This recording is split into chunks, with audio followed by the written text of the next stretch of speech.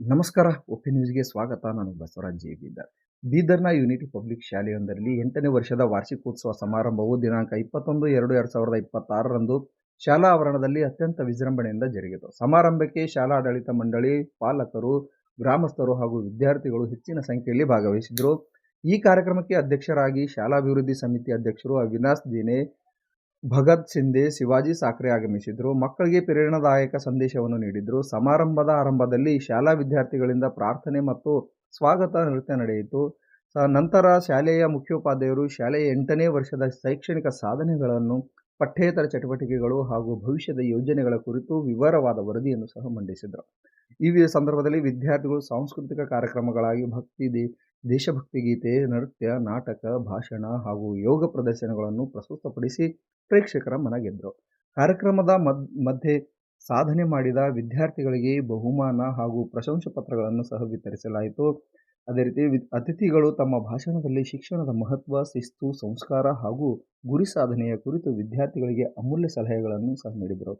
ಪಾಲಕರ ಸಹಕಾರವೇ ಶಾಲೆಯ ಯಶಸ್ಸಿನ ಮೂಲವೆಂದು ಅವರು ಪ್ರಶಂಸಿಸಿದರು. ಈ ಕಾರ್ಯಕ್ರಮದ ಅಂತ್ಯದಲ್ಲಿ ಧನ್ಯವಾದ ಭಾಷಣ ಸಹ ನಡೆಯಿತು. ಎಲ್ಲರ ಸಹಕಾರದಿಂದ 8ನೇ ವರ್ಷದ ಶಾಲಾ ವಾರ್ಷಿಕೋತ್ಸವ ಸಮಾರಂಭವು ಯಶಸ್ವಿಯಾಗಿ ಸಂಪನ್ನವಾಯಿತು ಎಂದು ತಿಳಿಸಿದರು. ಸದಾ ನೋಡ್ತಾ ಇರಿ ಉಪೆ ನ್ಯೂಸ್. ನೇರ, ನಿತ್ಯ ನಿರ್ಮಿತ ಸುದ್ದಿಗಾಗಿ ಸಬ್ಸ್ಕ್ರೈಬ್ ಮಾಡಿ.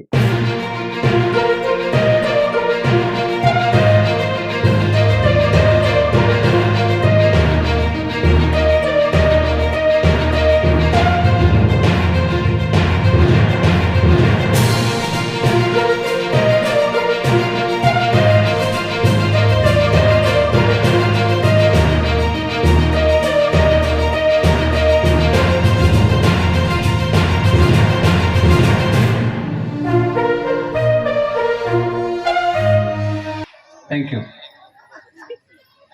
ವೇದಿಕೆಯಲ್ಲಿರುವಂಥ ಎಲ್ಲ ಗೌರವಾನ್ವಿತರೆ, ವೇದಿಕೆಯ ಮುಂಭಾಗದಲ್ಲಿರುವಂಥ ಎಲ್ಲ ಸಹೋದರ ಸಹೋದರಿಯರೇ ಹಾಗೂ ಮುದ್ದು ಮಕ್ಕಳೇ ಹಾಗೂ ಶಾಲೆಯ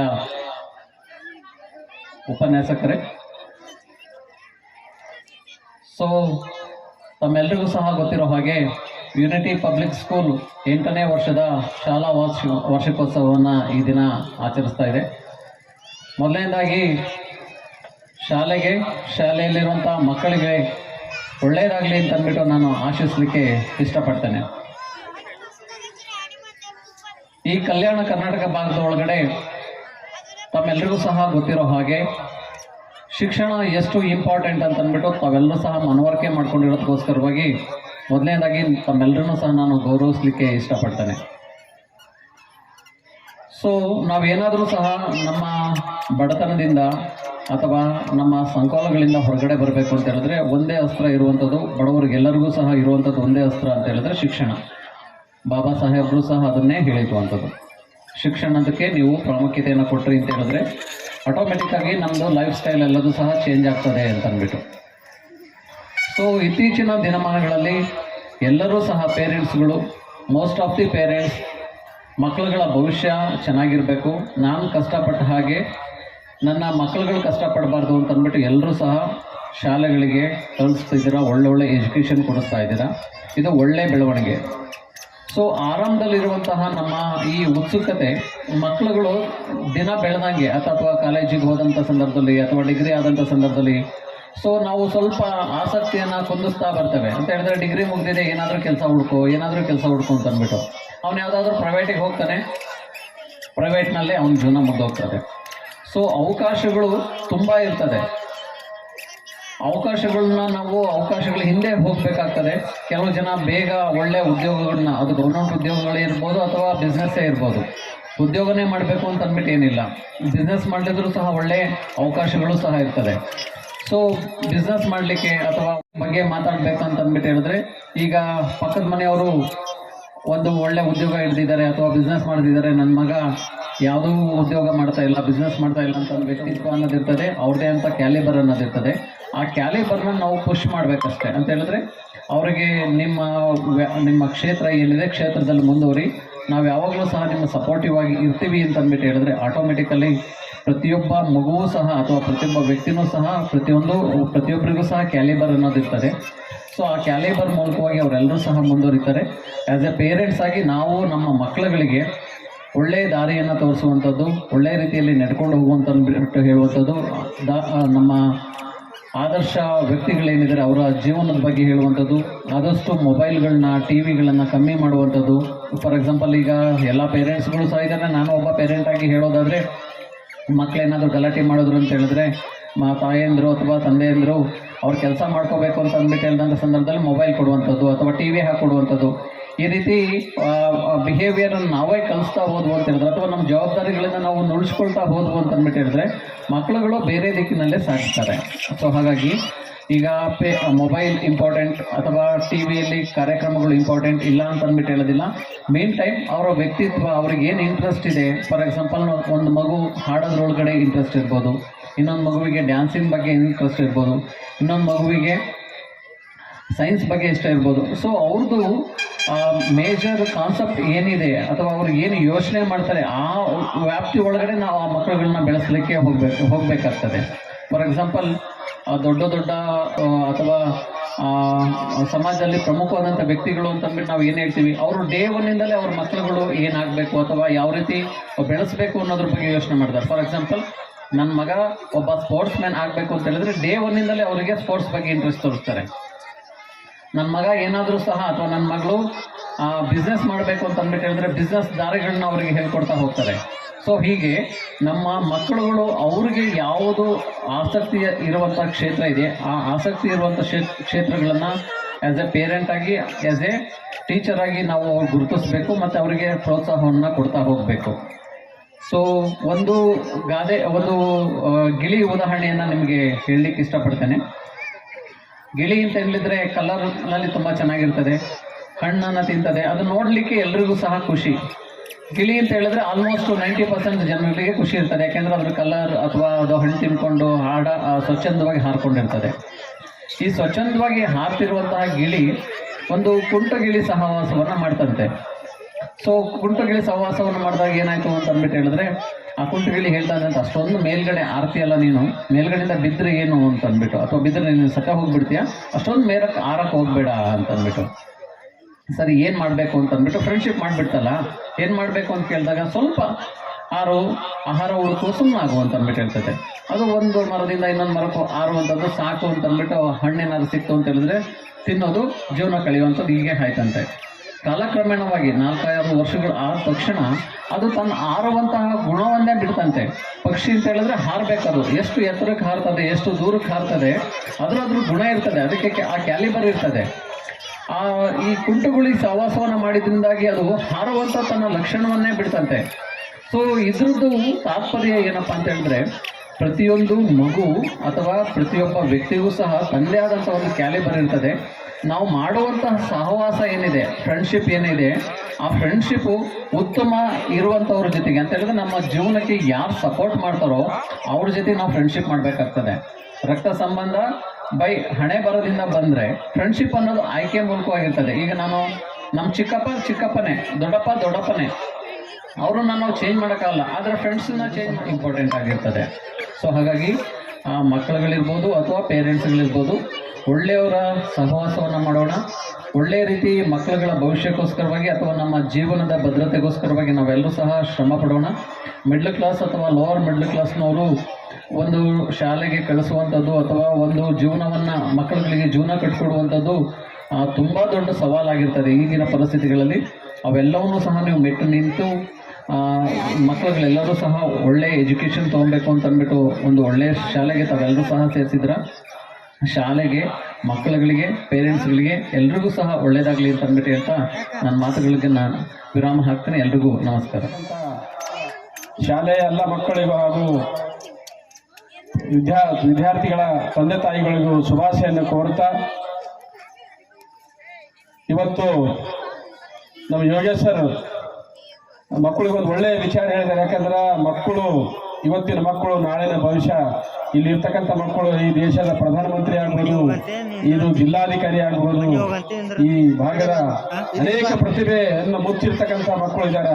ಇವತ್ತು ಸರ್ಕಾರಿ ಶಾಲೆಯಲ್ಲಿ ಓದಿರ್ತಕ್ಕಂಥ ಮಕ್ಕಳು ಈ ದೇಶದ ದೊಡ್ಡ ದೊಡ್ಡ ಹುದ್ದೆದಲ್ಲಿದ್ದಾರೆ, IAS IPS ಆಗಿದ್ದಾರೆ. ಇವತ್ತು ಶಿಕ್ಷಣ ನಮಗೆಷ್ಟು ಅನುಕೂಲ ಇದೆ ಶಿಕ್ಷಣದು. ನಮ್ಮ ಆಗಲೇ ಪ್ರಿನ್ಸಿಪಾಲ್ ಹೇಳಿದರು, ನೆಲ್ಸನ್ ಮಂಡೇಲ ಅವರು ಮಾತು ಹೇಳಿದ್ರು ಅಂತ ಹೇಳಿ, education is A most powerful weapon ಅಂತ ಹೇಳಿ. ಶಿಕ್ಷಣ ಈ ಪ್ರಪಂಚ ಆಳಬಲ್ಲಂತ ಶಕ್ತಿ ಶಿಕ್ಷಣದಲ್ಲಿದೆ. ಯಾರು ಶಿಕ್ಷಣವನ್ನು ತನ್ನಾಗ ಅರಗಿಸ್ಕೊಳ್ತಾರೆ ಅವರು ಈ ಪ್ರಪಂಚದ ಯಾವುದೇ ಭಾಗದಲ್ಲಿ ಹೋಗಿ ಬದುಕತಕ್ಕಂಥ ಶಕ್ತಿ ಶಿಕ್ಷಣಕ್ಕಿದೆ. ಅದಕ್ಕ ಶಿಕ್ಷಣವೇ ಆದ್ಯತೆ ಇರಬೇಕು. ಯಾಕಂದ್ರ ಸರ್ ಒಂದು ಮಾತು ಹೇಳಿದ್ರು, ನಮಗ ನಮ್ಮ ಬದುಕನ್ನು ಕಟ್ಕೊಳ್ಬೇಕ, ನಮ್ಮ ಬದುಕನ್ನು ಹಸರು ಮಾಡಬೇಕು, ನಮ್ಮ ಜೀವನ ರೂಪಿಸ್ಬೇಕಾದ್ರ ಅದಕ್ಕ ಎಲ್ಲಕ್ಕಿಂತ ದೊಡ್ಡ ಅಸ್ತ್ರ ಇರ್ತಕ್ಕಂಥದ್ದು ಶಿಕ್ಷಣ ಅಂತಕ್ಕಂಥದ್ದು ಒಳ್ಳೆ ಮಾತು ಹೇಳಿದ್ರು. ಶಿಕ್ಷಣ ಇಲ್ಲ ಅಂದ್ರೆ ಬದುಕೇ ಇಲ್ಲ.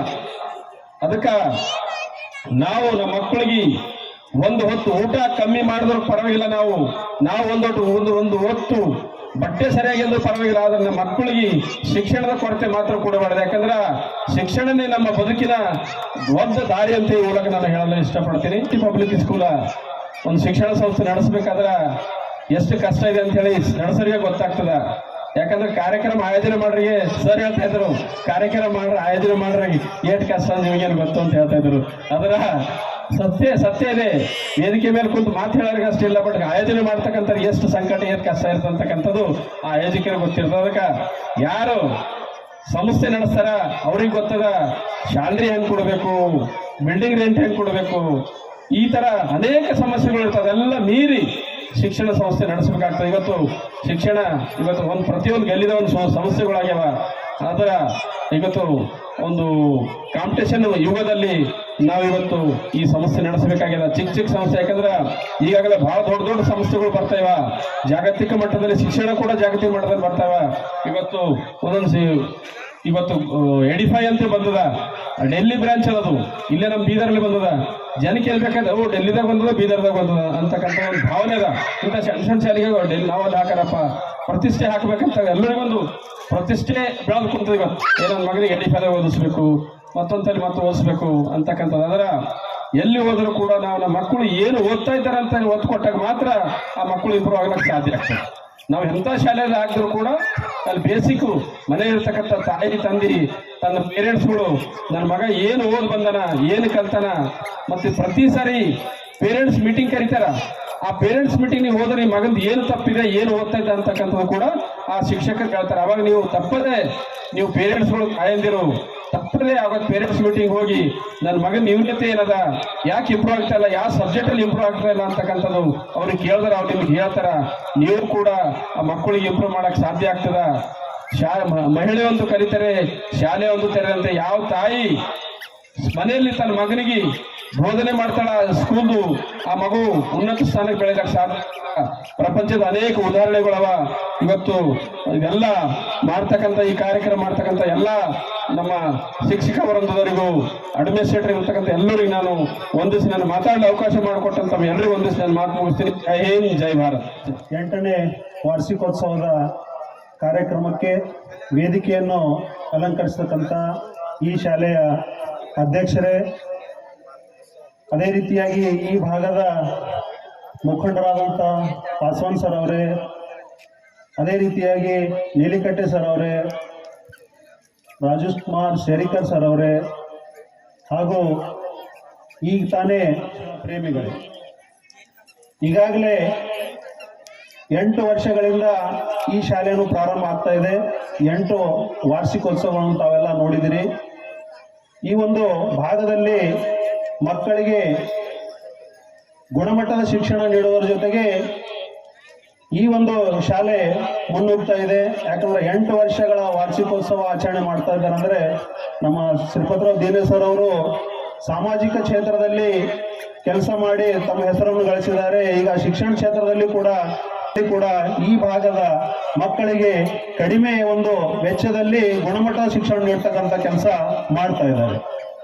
ಹೀಗಾಗಿ ಈ ಒಂದು ಶಿಕ್ಷಣದ ಮಹತ್ವವನ್ನು ನಮ್ಮ ಯೋಗೇಶ್ ಸರ್ ಅವರು ಹಾಗೂ ಪಾಸ್ವಾನ್ ಅಣ್ಣವರು ಈಗಾಗಲೇ ಹೇಳಿದ್ದಾರೆ. ನಾವು ಶಿಕ್ಷಣಕ್ಕೆ ಮೊದಲ ಆದ್ಯತೆಯನ್ನು ಕೊಡ್ತಕ್ಕಂಥ ಕೆಲಸ ಮಾಡಬೇಕು. ಈಗ ನಾವು ನೋಡ್ತಾ ಇದ್ದೆವು, 1ನೇ ಕ್ಲಾಸಿಗೆ ಮಗು ಅಡ್ಮಿಷನ್ ಆದ ತಕ್ಷಣ 5ನೇ ತನಕ ಕಲಿತು ಮತ್ತು ಅಲ್ಲಿಂದ ವರ್ಗಾವಣೆ ಪತ್ರ ತೆಗೆದುಕೊಂಡು ಹೋಗಿ ಮುಂದೆ ಅಡ್ಮಿಷನ್, ಕೆಲವೊಂದು 10 ಮಕ್ಕಳಲ್ಲಿ 8 ಮಕ್ಕಳು ಅಡ್ಮಿಷನ್ ಮಾಡ್ತವೆ. ಹೀಗಾಗಿ ಈ ಒಂದು ಡ್ರಾಪ್ಔಟ್ ಆಗುವಂಥ ಸಂದರ್ಭದಲ್ಲಿ ಆ ಮಕ್ಕಳು ಕಲಿಕೆಯಿಂದ ವಂಚಿತ ಆಗ್ತಾರ ಅಂದಾಗ ಅವರು ಆ ಮಕ್ಕಳು ಆ ಕಲಿಯುವಂಥ ಮಕ್ಕಳ ಜೊತೆ ಬಿಟ್ಟು ಭಿನ್ನವಾಗಿ ಅವರು ತಮ್ಮ ಕಾರ್ಯಚಟುವಟಿಕೆಗಳು ತೊಡಗ್ತಾರೆ. ಅದಕ್ಕಾಗಿ ಸರ್ಕಾರ ಶಾಲೆಯಿಂದ ಹೊರಗುಳಿಬಾರ್ದು ಒಂದು ಮಗು ಅಂಥೇಳಿ ಆ OSC ಮಕ್ಕಳನ್ನು ಕೂಡ ಪುನಃ ಶಾಲೆಗೆ ಕರ್ತರುವಂಥ ಕೆಲಸ ಮಾಡ್ತು. ಯಾಕಂದ್ರೆ ಒಂದು ಮಗು ಶಾಲೆಯಿಂದ ಹೊರಗುಳಿತು ಅಂದ್ರೆ ಅದು ತನ್ನ ಬೇರೆ ಬೇರೆ ಆ್ಯಕ್ಟಿವಿಟೀಸ್ಗಳಲ್ಲಿ ಭಾಗವಹಿಸಿ ಇಡೀ ಆ ಒಂದು ಕಮ್ಯುನಿಟಿ, ಆ ಒಂದು ಕ್ಷೇತ್ರ, ಆ ಒಂದು ಗ್ರಾಮಕ್ಕೆ ಅದು ಕೆಟ್ಟದನ್ನು ಬಾಗ್ತಕ್ಕಂಥ ಕೆಲಸ ಆಗ್ತದೆ. ಮಗು ಶಾಲೆಯಲ್ಲಿತ್ತು ಅಂದ್ರೆ ಅದಕ್ಕೆ ಒಳ್ಳೆ ಗುಣ, ಒಳ್ಳೆ ವಿದ್ಯಾಸ, ಒಳ್ಳೆ ಜನರ ಸಹವಾಸ, ಒಳ್ಳೆಯದೇನು ಕೆಟ್ಟದೇನು ಅಂತಕ್ಕಂಥದ್ದು ಕೂಡ ಆ ಮಗು ಅರ್ಥ ಮಾಡ್ಕೊಳ್ತದೆ. ಹೀಗಾಗಿ ಸರ್ಕಾರ ಹಲವಾರು ಯೋಜನೆಗಳನ್ನು ತರ್ತಾ ಇದೆ. ನಾವು KPS ಶಾಲೆಗಳನ್ನು ಮಾಡ್ತಾ ಇದ್ದಾರೆ. ಯಾಕಂದ್ರೆ 1ನೇ ತರಗತಿ ಅಥವಾ LKG UKG ಅಡ್ಮಿಷನ್ ಆದ ನಂತರ 10ನೇವರೆಗೂ ಅಥವಾ PUC ವರೆಗೂ ಅದೇ ಶಾಲೆಯಲ್ಲಿ ಅದೇ ಕ್ಯಾಂಪಸ್ನಲ್ಲಿ ಓದ್ತಕ್ಕಂಥ ಯೋಜನೆ ಸರ್ಕಾರ ಮಾಡ್ತಾ ಇದೆ. ಹೀಗಾಗಿ ಇಲ್ಲೆಲ್ಲ ಬಹಳಷ್ಟು ತಾಯಂದಿರಿದ್ದೀರಿ. ನಿಮ್ಮ ಮಕ್ಕಳಿಗೆ ನಮ್ಮ ಪಾಸ್ವಾನ್ ಸರ್ ಹೇಳಿದ ಹಾಗೆ ಒಂದು ಹೊತ್ತಿನ ಊಟಕ್ಕೆ ನೀವು ಇದು ಮಾಡ್ಕೊಳ್ಳಿ, ವ್ಯವಸ್ಥೆ ಮಾಡ್ಕೊಳ್ಳಿ, ಆದರೂ ಕೂಡ ಕಡಿಮೆ ಮಾಡ್ಕೊಳ್ಳಿ. ಆದರೂ ಕೂಡ ಮಕ್ಕಳಿಗೆ ಪುಸ್ತಕ ಕೊಡೋದು ಹಾಗೂ ಉತ್ತಮ ಶಿಕ್ಷಣವನ್ನು ಕೊಡೋಕ್ಕೆ ನಾವೆಲ್ಲ ಪ್ರಯತ್ನ ಮಾಡಬೇಕು ಅಂತ ಮಾತನ್ನು ಹೇಳಿದ್ದಾರೆ. ಹೀಗಾಗಿ ಈ ಒಂದು ವೇದಿಕೆ ಮುಖಾಂತರ ಈ ಒಂದು ಶಾಲೆ ಇನ್ನೂ ಹೆಚ್ಚಿನ ಮಟ್ಟಕ್ಕೆ ಬೆಳೀಲಿ ಅಂತಕ್ಕಂಥ ಒಂದು ಶುಭಾಶಯಗಳೊಂದಿಗೆ ಹೇಳುತ್ತಾ, ಯಾಕಂದ್ರೆ ಮಾತಾಡಬೇಕಾದ್ರೆ ಪುಟ್ಟ ಮಕ್ಕಳು ಈಗಾಗಲೇ ತಮ್ಮ ಕಲ್ಚರಲ್ ಆ್ಯಕ್ಟಿವಿಟೀಸ್ಗಳಿಗೆ ಬಹಳ ಅವ್ರ ಕಾತುರದಿಂದ ನೀವು ಕೂಡ ಅವರ ಕಾರ್ಯಕ್ರಮವನ್ನು ನೋಡಬೇಕಾಗಿದೆ. ಹೀಗಾಗಿ ಈ ಭಾಷಣ ಮಾಡುವಂಥ ಸಮಯ ಕೂಡ ಇಲ್ಲ. ಹೀಗಾಗಿ ಈ ಒಂದು ಸಂದರ್ಭದಲ್ಲಿ ನಮ್ಮನ್ನು ಕರೆಸಿ ನಮ್ಮನ್ನು ಆತ್ಮೀಯವಾಗಿ ಬರಮಾಡಿಕೊಂಡು ಸನ್ಮಾನಿಸಿದಿರಿ ಹಾಗೂ 2 ಮಾತುಗಳನ್ನು ಆಡಲಿಕ್ಕೆ ಅವಕಾಶ ಕೊಟ್ಟಂಥ ವೇದಿಕೆ ಮೇಲಿಂದ ಎಲ್ಲರಿಗೂ ವಂದಿಸುತ್ತಾ ಹಾಗೂ ವೇದಿಕೆ ಭಾಗ ಎಲ್ಲರನ್ನು ವಂದಿಸಿ ನಾನು 2 ಮಾತುಗಳನ್ನು ಮುಗಿಸ್ತೇನೆ. ಜೈ ಹಿಂದ್, ಜೈ ಕರ್ನಾಟಕ. ಶಾಲೆಯ ಮುಖ್ಯ ಗುರುಗಳು ಮತ್ತು ಎಲ್ಲ ಶಿಕ್ಷಕರೇ, ವಿಶೇಷವಾಗಿ ಈ ಒಂದು ಕಾರ್ಯಕ್ರಮದಲ್ಲಿ ಭಾಗಿಯಾಗಿರೋ ಎಲ್ಲ ಪ್ಯಾರೆಂಟ್ಸ್ ಮತ್ತು ವಿಶೇಷವಾಗಿ ಈ ಒಂದು ಶಾಲೆಯಲ್ಲಿ ಕಲಿತಕ್ಕಂಥ ಎಲ್ಲ ಮಕ್ಕಳಿಗೆ, ಈ ಒಂದು 8ನೇ ವಾರ್ಷಿಕ ಉತ್ಸವದಲ್ಲಿ ಮಕ್ಕಳು ಇಡೀ ವರ್ಷ ತಮ್ಮ ಈ ಶಾಲೆಯಲ್ಲಿ ಮಾಡ್ತಕ್ಕಂಥ ವಿದ್ಯಾಭ್ಯಾಸ, ಇಲ್ಲಿ ಆಗ್ತಕ್ಕಂಥ ವಿವಿಧ ಕಾರ್ಯಚಟುವಟಿಕೆಗಳ ಬಗ್ಗೆ ತಾವು ಎಲ್ಲರೂ ವೇಟ್ ಮಾಡ್ತಾ ಇದ್ದೀರಿ. ಅವೆಲ್ಲ ಮಾಹಿತಿ ಈ ಶಾಲೆಯವ್ರದ್ದು ಇರ್ತಕ್ಕಂಥ ಮುಖ್ಯಗಳು ಅಥವಾ ಶಿಕ್ಷಕರು ಇರ್ತಕ್ಕಂಥ ಈ ಸಂದರ್ಭದಲ್ಲಿ ವಿಶೇಷವಾಗಿ ಮಕ್ಕಳ ಪ್ಯಾರೆಂಟ್ಸ್ ಆಗಿ ತಾವು ಈ ಮಕ್ಕಳದು ಆರೋಗ್ಯ ಶಿಕ್ಷಣಕ್ಕೆ ಒತ್ತು ನೀಡಬೇಕು, ಜೊತೆ ಆರೋಗ್ಯನೇ ನೋಡಬೇಕು. ನಾವು ಇತ್ತೀಚೆಗೆ ನೋಡ್ತಾ ಇದ್ದೇವೆ, ಶಾಲೆಯಲ್ಲಿ ವಿದ್ಯಾಭ್ಯಾಸ ಮಾಡ್ತಕ್ಕ ಮಕ್ಕಳು ಬಹಳ ಅಶಕ್ತನೂ ಕಾಣಿಸ್ತಾ ಇದೆ. ನಾವು ಭಾಳ ವಿವಿಧ ಶಾಲೆಗೆ ವಿವಿಧ ಮಕ್ಕಳನ್ನು ನೋಡಿದಾಗ ಅವರಿರ್ತಕ್ಕಂಥ ಬಹಳ ಆಸಕ್ತಿ ಇರ್ತಕ್ಕಂಥ ಮಕ್ಕಳು ನಾವು ನೋಡ್ತಾ ಇದ್ದೇವೆ. ದಯವಿಟ್ಟು ತಾವು ಮಕ್ಕಳಿಗೆ ಮುಕ್ತವಾಗಿ ಆಟ ಆಡಲಿಕ್ಕೆ ಬಿಡ್ರಿ, ಜೊತೆ ಅವರು ವಿದ್ಯಾಭ್ಯಾಸನ ನೋಡ್ರಿ. ಅವರು ಅವರಿಗೆ ಒಂದು ಒಳ್ಳೆಯ ಮಾರ್ಗದರ್ಶನ ಮಾಡೋದು ಜವಾಬ್ದಾರಿ ಇಲ್ಲಿ ಇರ್ತಕ್ಕಂಥ ಎಲ್ಲ ಪ್ಯಾರೆಂಟ್ಸ್, ಇಲ್ಲಿ ಇರ್ತಕ್ಕಂಥ ಶಾಲೆಯ ಮುಖ್ಯಗುರುಗಳು, ಶಿಕ್ಷಕರು ಮತ್ತು ಸಮಾಜದ ಇರ್ತಕ್ಕಂಥ ಎಲ್ಲ ಮುಖಂಡರು ಈ ಕಾರ್ಯ ಮಾಡಿದ್ರೆ ಮಾತ್ರ ಒಂದು ಒಳ್ಳೆಯ ಶಿಕ್ಷಣ ಆಗಲಿಕ್ಕೆ ಸಾಧ್ಯ ಇದೆ ಅಂತ ಹೇಳ್ತಾ ನಮಗೆ ಮಾತಾಡಲಿಕ್ಕೆ ಅವಕಾಶ ಕೊಟ್ಟರೆ ಎಲ್ಲರಿಗೆ ಧನ್ಯವಾದ. ನಮಸ್ಕಾರ. ಇವತ್ತಿನ ದಿವಸ GBRD ಸೊಸೈಟಿ ಅಡಿಯಲ್ಲಿ ನಡೆಯುತ್ತಿರುವಂಥ ಯೂನಿಟಿ ಪಬ್ಲಿಕ್ ಸ್ಕೂಲ್ 8ನೇ ವಾರ್ಷಿಕೋತ್ಸವದ ಇವತ್ತಿನ ಆಗಮಿಸಿರುತ್ತಾ ನಿಮ್ಮೆಲ್ಲರಿಗೂ ಒಂದು ಆರ್ಥಿಕ ಒಂದು ಶುಭಾಶಯಗಳು ತಿಳಿಸುತ್ತಾ, ಈ ಒಂದು ಕಾರ್ಯಕ್ರಮಕ್ಕೆ ಮುಖ್ಯ ಅತಿಥಿಗಳಾಗಿ ಆಗಮಿಸಿರುವಂಥ ನಮ್ಮ ಆತ್ಮೀಯ ನಮ್ಮ ಹಿತಚಿಂತಕರಾದಂಥ ಶ್ರೀ ಯೋಗೇಶ್ ಉಪನಿರ್ದೇಶಕರು ಸಮಾಜ ಕಲ್ಯಾಣ ಇಲಾಖೆಯವರೇ, ನಮ್ಮ ಮಾರ್ಗದರ್ಶಕರಂಥ ಶ್ರೀಪತ್ರ ದೀನಿಯವರೇ, ನಮ್ಮ ಆತ್ಮೀಯ ಮಾರ್ಗದರ್ಶಕ ಹಿರಿಯರಾದಂಥ ಬಾಬುರಾವ್ ಪಾಸನವರೇ, ನಮ್ಮ ಗಾಜಿ ಕ್ಲಸ್ಟರ್ನ CRC ಅವರಂಥ ಸುನಿಲ್ ಗಾಯಕ್ವಾಡ್ ಸರ್ ಅವರೇ, ದಲಿತ ಸಂಘರ್ಷ ಸಮಿತಿಯ ಹಿರಿಯ ನಾಯಕರಾದಂಥ ಶಿವಕುಮಾರ್ ನಿಲಕಟ್ಟಿ ಅವರೇ, ಚಿಕ್ಕಪೇಟೆ ಗ್ರಾಮದ ಯುವ ಮುಖಂಡರಾದಂಥ ಲಕ್ಷ್ಮಣ್ ಕಾಂಬಳೆ ಅವರೇ, ಕನ್ನಡ ರಕ್ಷಣಾ ವೇದಿಕೆ ಅಧ್ಯಕ್ಷರಾದಂಥ ಕಲ್ಯಾಣರಾವ್ ಗುನ್ನಳಿಕರ್ ಅವರೇ, ಪ್ರದೀಪ್ ಸಾಗರ್ ಅವರೇ, ಸಂಜು ಲಕ್ಷ್ಮೀ ದೊಡ್ಡಿ ಅವರೇ, ಮೋಹನ್ ಸಾಗರ್ ಅವರೇ, ಶ್ರೀಕಾಂತ್ ಕುಂದಿ ಅವರೇ, ಅಮೃತ್ ದೊಡ್ಡಿ ಅವರೇ, ಶಿವಕುಮಾರ್ ಜೀರಿಗೆ ಅವರೇ, ರವಿ ಮರ್ಜಾಪುರ್ ಅವರೇ, ವಿಜಯಕುಮಾರ್ ಕಸ್ತೂರ್ ಅವರೇ, ಭಗತ್ ಸಿಂಗ್ದೆ ಅವರೇ, ರಾಜ್ಕುಮಾರ್ ಜ್ಯೋತಿ ಅವರೇ, ದಿಲೀಪ್ ಯನಗುಂದೆ ಅವರೇ, ಸಂತೋಷ್ ಪಾಟೀಲ್ ಅವರೇ, ರಾಜ್ಕುಮಾರ್ ಶೇರಿಕರ್ ಅವರೇ, ತಾನಾಜಿ ಕಾರ್ಬಾರಿ ಸರ್ ಅವರೇ, ವಿಶ್ವನಾಥ್ ಸೂರ್ಯಂಶಿ ಅವರೇ, ದೇವೇಂದ್ರ ಕಾಂಬ್ಳೆ ಸರ್ ಅವರೇ, ಹಾಗೂ ಆಗಮಿಸುವಂಥ ಎಲ್ಲ ತಂದೆ ತಾಯಿ ಪಾಲಕರಿಗೆ ಹಾಗೂ ಮುದ್ದು ಮಕ್ಕಳೇ ಇವತ್ತು ಈ ಒಂದು ಕಾರ್ಯಕ್ರಮವು ಸಕ್ಸಸ್ ಆಗಿ ಹೇಳಬೇಕಾದ್ರೆ 2018ರಿಂದ ನಮ್ಮ ಶಾಲೆಯು ಚಿಕ್ಕಪೇಟೆ ಗ್ರಾಮದಲ್ಲಿ ನಡೀತಾ ಇದೆ ಸಕ್ಸಸ್ಫುಲ್ ಆಗಿ. ಯಾಕೆಂದರೆ ನಮ್ಮ ಶಾಲೆ ಬಿಲ್ಡಿಂಗ್ ಸಣ್ಣದಿರಬೇಕು, ಆದರೆ ಎಜುಕೇಷನ್ ಹೇಳಬೇಕಾದ್ರೆ ಒಂದು ತನ್ನ ಮಿತಿಯಲ್ಲೇ ಮಕ್ಕಳಿಗೆ ಒಳ್ಳೆಯ ಒಂದು ಗುಣಮಟ್ಟ ಶಿಕ್ಷಣವನ್ನು ನೀಡ್ತಾ ಬಂದಿದೆ ನಾವು. ಯಾಕೆಂದರೆ ಇದೇ ವರ್ಷದಲ್ಲಿ ಒಂದು ಹೊಸ ಪ್ರಯೋಗ ಮಾಡ್ಕೊತಾ ಮಕ್ಕಳಲ್ಲಿ ಒಂದು ಹೊಸ ಕಲಿಕೆಯಾಗ ಶಿಕ್ಷಣದ ಬಗ್ಗೆ ಅಲ್ಲಿ ಸಂಗೀತದಾಗಲಿ ಮತ್ತು ಕರಾಟೆ ಅಂತಂದು ಮಕ್ಕಳಲ್ಲಿ ಅದೊಂದು ಸ್ವಸಾಮರ್ಥ್ಯ ರಕ್ಷಣೆ ಅಂತ ಒಂದು ಕಲೆ ಅದೊಂದು ಕಲಿಸ್ಲಿದ್ದೀವಿ ನಾವು.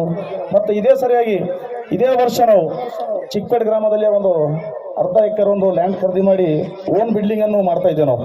ಯಾಕಂದ್ರೆ ಹೊಸ ಯೋಜನೆಗಳು ಮಾಡಬೇಕಾದ್ರೆ ಎಲ್ಲರೂ ಸಹಕಾರ ಬೇಕದು ಸರ್, ಎಲ್ಲ ಸಹಕಾರ ಬೇಕು. ಹೊಸದು ಮಾಡಬೇಕಾದ್ರೆ ಓನ್ ಬಿಲ್ಡಿಂಗ್ ಇತ್ತಲ್ಲ ಮಕ್ಕಳಿಗೆ ಉನ್ನತ ಶಿಕ್ಷಣ ಕೊಡ್ಲಿಕ್ಕೆ ನಮ್ಗೆ ಅವಕಾಶ ಆಗ್ತದೆ. ಮತ್ತೊಂದು ಮಾತು ಈ ವೇದಿಕೆ ಮುಖ ಹೇಳ್ಬೇಕಾದ್ರೆ ಮುಂದಿನ ಕೆಲವು ದಿನಗಳಿಂದ ಮುಂದಿನ ವರ್ಷದಿಂದ ಅನಾಥ ಮಕ್ಕಳಿಗೂ ಫ್ರೀ ಎಜುಕೇಷನ್ ಕೊಡ್ಬೇಕಂತಂದು ವಿತ್ ಹಾಸ್ಟೆಲ್ ಕೆಲಸ ಆಯ್ತು ನಾವು ಒಂದು ನಮ್ಮ ಟೀಮ್ ಇದೆ ಒಂದು ಡಿಸೈಡ್ ಮಾಡಿದೆ ನಾವು. ಇದಕ್ಕೆಲ್ಲರೂ ದೇವರ ಆಶೀರ್ವಾದ ಇತ್ತು, ಅಲ್ಲ ಬಾಬಾ ಸಾಹೇಬ್ ಆಶೀರ್ವಾದ ಇತ್ತು, ಎಲ್ಲರೂ ಇತ್ತಂದ್ರೆ ಆಶೀರ್ವಾದದಿಂದ ನಾವು ಬಡ ಮಕ್ಕಳಿಗೆ ಒಂದು ಉಚಿತ ಶಿಕ್ಷಣ ಕೊಟ್ಟು ರಾಷ್ಟ್ರೀಯ ಅಂತಾರಾಷ್ಟ್ರೀಯ ಮಟ್ಟದಲ್ಲಿ ಅವರಿಗೆ ಸ್ಪರ್ಧೆ ಮಾಡೋ ಅಂತ ಮುಂದೆ ನಾವು ವೇದಿಕೆ ನಿರ್ಮಾಣ ಕೊಡ್ತೀವಿ. 1ನೇ ತರಗತಿಯಿಂದ PUC ವರೆಗೆ ಮುಂದಿನ ದಿನಗಳಲ್ಲಿ ಫ್ರೀ ಎಜುಕೇಷನ್ ಕೊಡಬೇಕಂತಿದೆ. ಹಾಗೂ ಇವತ್ತಿನ ದಿವಸ ಈ ಒಂದು ಕಾರ್ಯಕ್ರಮ ನಡೆಸ್ಕೊಳ್ಳಕ್ಕೆ ಇವತ್ತು ಅಚ್ಚುಕಟ್ಟವಾಗಿ ವೇದಿಕೆ ಇವತ್ತು ನಿರ್ಮಾಣ ಮಾಡಿದ್ದಾರೆ ನಮ್ಮದು ಶಾಲೆಯ ಮುಖ್ಯಗುಳದಂಥ ಶಿವಾಜಿ ಸಾಗರೆ ಸರ್ ಅವರು ಮತ್ತು ಟೀಚರ್ ಸಿಬ್ಬಂದಿ ವರ್ಗದ ಎಲ್ಲರಿಗೂ ಒಂದು ಶುಭಾಶಯ ಹೇಳ್ತಾ ಧನ್ಯವಾದ ಹೇಳ್ತಾ ಇದೇ ಥರ ಮುಂದಿನ ದಿನಗಳಲ್ಲಿ ಹೊಸ ಶೈಕ್ಷಣಿಕ ಚಟುವಟಿಕೆಗಳು ಮಾಡಬೇಕು, ಮಕ್ಕಳಲ್ಲಿ ಕಲಿಕೆ ಭಾವನೆ ಬೆಳೆಸಬೇಕು. ಯಾಕಂದ್ರೆ ಮಕ್ಕಳು ಬೇರೆ ಸ್ಕೂಲ್ಗಳನ್ನ ಕಾಂಪಿಟೇಷನ್ ಮಾಡಬೇಕಾದ್ರೆ ಅವರಲ್ಲಿ ಮಕ್ಕಳಲ್ಲಿ ಏನಾರ ಕಾಂಪಿಟೇಷನ್ ಬೆಳೆಸ್ಬೇಕು ನಾವು. ಅದೇ ಥರ ಮುಂದೆ ಮಾಡ್ತೀರಿ ನೀವು, ನಾವು ನಂಬಿಕೆ ಅದ. ಇದೇ ದಿನ ಮುಂದಿನ ದಿನಗಳಲ್ಲಿ ಹೊಸ ಕಾರ್ಯಕ್ರಮ ಮಾಡ್ತೀವಿ ಅಂತ ಹೇಳ್ತಾ ಈ ವೇದಿಕೆಯಲ್ಲಿ ಮೇಲೆ ಆಗಿಸಂತ ಎಲ್ಲ ಮುದ್ದು ಮಕ್ಕಳು ಎಲ್ಲ ಹೇಳ್ತಾ ನನ್ನ ಮಾತು ಆಡೋಕ್ಕೆ ಅವಕಾಶ ಕೂಡ ಎಲ್ಲರೂ ಧನ್ಯವಾದ ಹೇಳಿ ನನ್ನ ಮಾತು ಮುಗಿಸ್ತೀನಿ. ಜೈ ಹಿಂದ್, ಜೈ ಕನ್ನಡ.